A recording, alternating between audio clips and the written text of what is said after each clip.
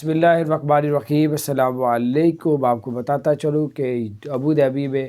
اسرائیل کا جو صدر ہے وہ وہاں پہ آ رہا ہے، جس کی وجہ سے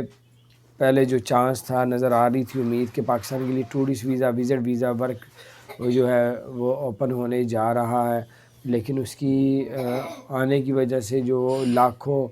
اور کروڑوں اربوں درہم کی جو انویسٹمنٹ کرنے آ رہے ہیں، اس کی وجہ سے یہ نہ ہو کہ وہ کوئی شرط رکھ دے کہ پاکستانیوں کو بالکل ٹورسٹ ویزا، وزٹ ویزا بھی فی الحال نہیں دینا، تو یہ نہ ہو کہ نئی ڈیل ہی ان کی طرف ہو جائے، کیونکہ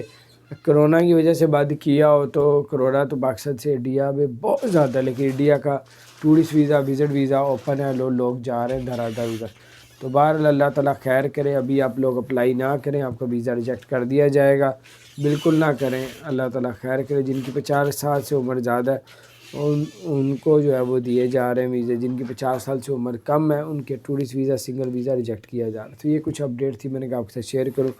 باقی انتظار کریں، اللہ تعالیٰ خیر کرے گا۔ السلام علیکم۔